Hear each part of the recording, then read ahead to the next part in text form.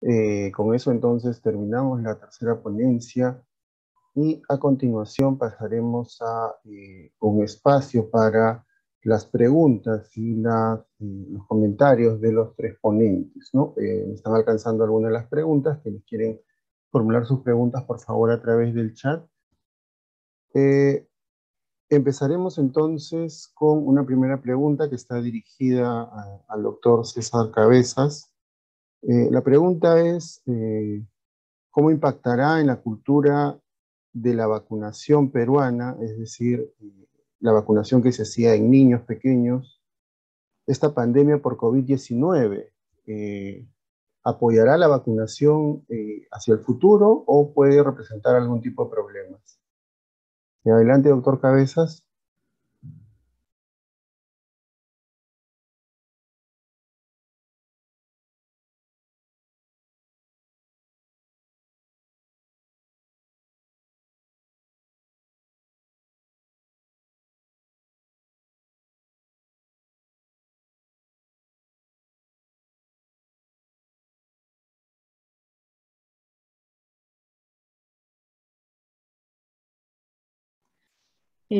Juan Pablo, por favor, el doctor Cabezas lo dejamos la ¿Escucha? pregunta luego, más bien, si continuamos con el resto de ¿Me ponentes. escucha?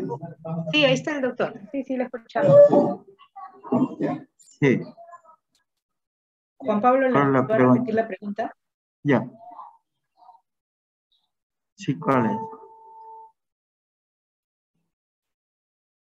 Sí, doctor Cabezas, la pregunta que hacían para usted es, ¿cómo impactará en la cultura de la vacunación peruana? Es decir, la vacunación tradicional que ha habido hacia los grupos de niños, adolescentes. Esta pandemia de COVID-19, ¿cómo impactaría en esa cultura de vacunación? ¿Será favorable hacia el futuro? ¿Representará más problemas?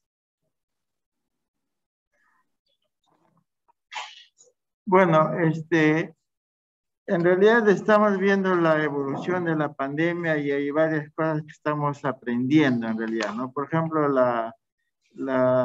cuando hubo la epidemia de sarampión o de viruela con la vacuna, se terminaba el problema y el que estaba vacunado o el que tenía la infección en realidad ya no volvía a tenerlo, ¿no? Pero este virus tiene un comportamiento diferente. Entonces, lo importante es, ya conocemos algo más del virus, pero hay cosas que aún no conocemos, sobre todo en la respuesta inmune celular.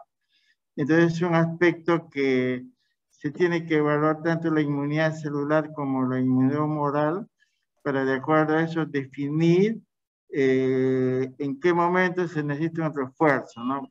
Por ahora, con el conocimiento que se tiene, ya lo han escuchado el doctor Alexis, se ha tomado esta decisión de poner a los 5 meses y también considerando la coyuntura de que va a haber las fiestas de Navidad y Año Nuevo, y entonces poner un mes antes, un mes después, costo-beneficio es mejor, o mejor dicho, es más beneficioso poner antes para evitar una tercera ola, ¿no? Y ahora que creo que está teniendo un impacto importante la vacunación para evitar esa ola, o en todo caso es mínima, todavía no se ha hecho tan manifiesta, y eso también ocurre porque probablemente muchas de las personas están infectadas o se han infectado de manera asintomática y la vacuna es como un refuerzo adicional y eso es bueno porque a diferencia de otros países donde predomina el delta así como en nosotros, pero el impacto que está teniendo acá es aparentemente mejor porque ha habido infección previa y la respuesta inmunológica es mejor. Ahora, sobre la evolución de la pandemia, lo más probable es que en el próximo año probablemente pueda haber alguna mutación como ocurrió con el H1N1, que se puso menos agresivo y ya se ha convertido en una endemia, o sea, ya convive con nosotros y ya no hace tanto daño, pero eso no significa que no hay que protegerlos, ¿no? Entonces yo creo que esa sería, digamos, viendo el antecedente del H1N1, que es un virus respiratorio que podría tener esa evolución como una endemia. O sea, estaría entre nosotros, pero ya no con el impacto que está teniendo en una pandemia, que es la primera vez que tenemos contacto con este virus, ¿no? Lo que sí falta son dos cosas, creo, en la investigación a nivel mundial incluso, es la respuesta inmune celular a nivel poblacional para definir también cuál es el nivel de anticuerpos crítico que nos protege, para saber que en ese nivel si estamos protegidos o no. Como en el caso de hepatitis B, por ejemplo, se ha determinado que 10 unidades internacionales es el nivel protector. Si es menor, se asume que hay que poner refuerzos, si es mayor, no. Pero esas cosas todavía no lo conocemos y es importante saberlo, ¿no? Por otro lado, yo creo que para un poco aclarar lo que mencionamos también durante la charla, creo que es importante un trabajo colaborativo entre todos los países del mundo de manera simultánea.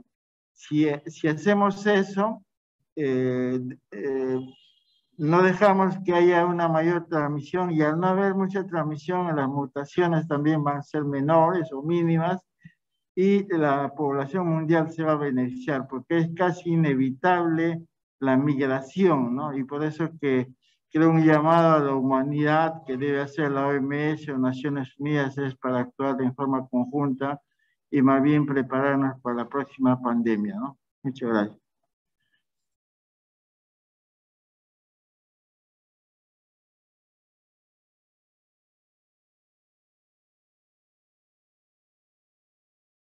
Bien, agradecemos al doctor Cabezas entonces por sus apreciaciones y la respuesta a la pregunta. A continuación, tenemos una pregunta también para el doctor Holguín. Uno de los resultados o uno de los indicadores que nos mostraba era que había alguna brecha en el personal de salud para no concluir con la tercera dosis. ¿Qué aspectos o qué factores podrían incluir en el personal de salud, que es una población que aparentemente está un poco más informada, ¿no? Adelante, por favor. Sí, lo que estábamos identificando era que había un grupo de personas que se habían infectado entre primera y segunda dosis, lo cual prolongó la segunda dosis, teniendo en cuenta que las normativas, bueno, los lineamientos previos nos decía que teníamos que esperar 90 días hasta colocar la tercera dosis, la dosis siguiente, o la vacunación en sí. Entonces, eso sí ha prolongado un poco para colocarse la tercera. Y había grupos también que son muy pequeñitos, que no han querido, bueno, que no desean vacunarse por un tema de que tienen que retornar el trabajo. Pero para ello, y es con las normativas actuales que ha salido de lo que es prevención de la COVID-19 en el trabajo, ya van a tener que colocarse ese tipo de vacunas para poder hacer su trabajo presencial, si no, no van a poder realizar. Eso es también importante con ello. Por ejemplo, el día de mañana que vamos a tener la próxima semana que vamos a tener actividades en algunos hospitales, ya se ha coordinado con ellos para que detecten a estas personas que faltan la tercera dosis y puedan acudir a vacunarse. Okay. Muchas gracias, doctor Holguín, por su apreciación y también por la ponencia que nos dio una perspectiva más amplia de saber qué avances tenemos en el Perú y cómo estamos cerrando esas brechas en todos los grupos etarios, ¿no? A continuación, entonces, una pregunta para tenemos otra pregunta para el doctor Manuel Fernández a propósito de los resultados de los estudios que nos presentó. La pregunta es, ¿cuál es el tipo de evidencias o estudios que se necesita generar para poder dar el siguiente paso? En perspectiva, ¿qué se necesita conocer un poco más a raíz de estos resultados que han encontrado en sus diversos estudios? Buenas noches. Sí, lo que pasa es que nosotros hemos presentado algunos estudios respecto a la evaluación de la inmunidad humoral. Como bien lo dijo el doctor César Cabezas, nosotros necesitamos evaluar la inmunidad completamente, ¿no? Desde la inmunidad celular y poder tener también una correlación entre los títulos de anticuerpos y el nivel de protección. Asimismo, nosotros tenemos que seguir haciendo constantemente una evaluación de la efectividad de la vacuna. ¿no? Eso es lo que se está tratando de hacer a nivel del Instituto Nacional de Salud, en el que estamos evaluando, hemos presentado ya un protocolo para poder evaluar las vacunas utilizadas en el Programa Nacional de Vacunación, ¿no? Por medio de estudios de casos control negativos o cohortes retrospectivas.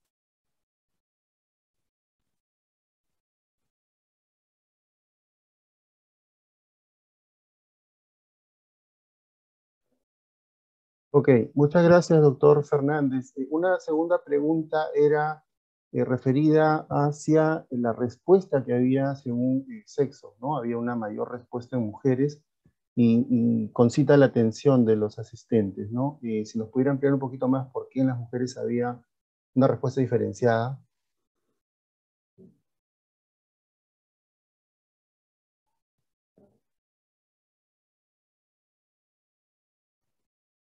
Sí, lo que pasa, bueno, en realidad, eso es un hallazgo que se ha encontrado en este estudio. Haciendo una revisión de la literatura, lo que hemos visto es que la respuesta inmune de las mujeres es más que nada a nivel de una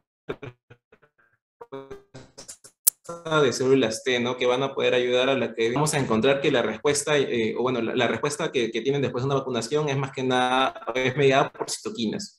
Es lo que nosotros hemos encontrado al momento de hacer una evaluación de la revisión, una revisión bibliográfica, básicamente. Ok, muchas gracias por su presentación y también por las respuestas que nos permiten aclarar un poco más el panorama.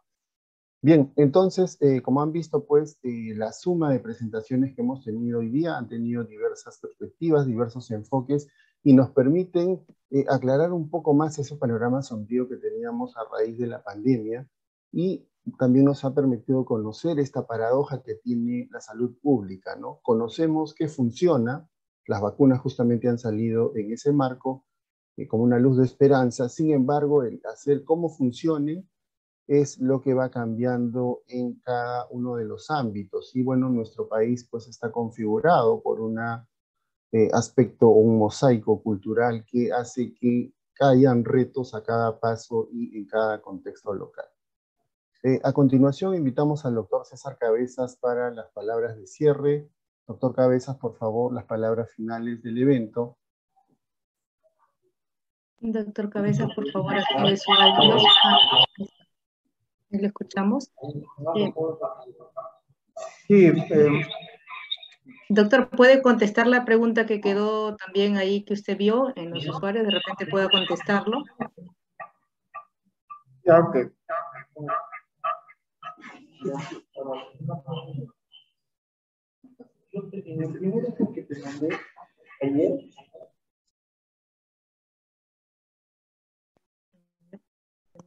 Problemas con su audio.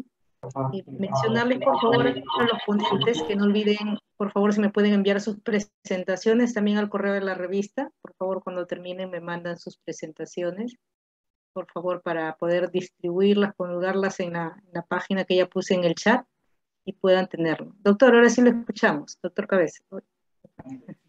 Sí, bueno, Ahora sí hay lo una escuchamos. pregunta sobre si la vacuna de Pfizer contiene nanografeno hidróxido, dice. Y en realidad eso no es cierto, ¿no? Ese componente no lo tiene y creo que es importante aclarar eso, ¿no? De que hay grupos antivacuna que han estado difundiendo esas ideas que en realidad no son ciertas. Y obviamente ningún producto farmacéutico ni vacuna es 100% inocuo. Sin embargo, tenemos que desmentir de que ninguna de las vacunas tiene ese componente, de modo que no hay que tener temor a eso, ¿no? Bueno, eso es lo que quería decir en relación a esa pregunta. Y agradecer a todos los ponentes por sus exposiciones y sobre todo a los organizadores y a ustedes quienes han estado estas casi 2 horas escuchando estas ponencias, de modo que es una interacción que debemos tenerla periódicamente y siguiendo el modelo que nos dejó el doctor Sunyo Bursten, seguiremos con esta actividad trimestral que se hace conjuntamente con la Academia Nacional de Medicina y el INS para permitir divulgar las principales investigaciones que se publican en esta revista de Medicina Experimental y Salud Pública, que es una de las pocas indexadas en nuestro país.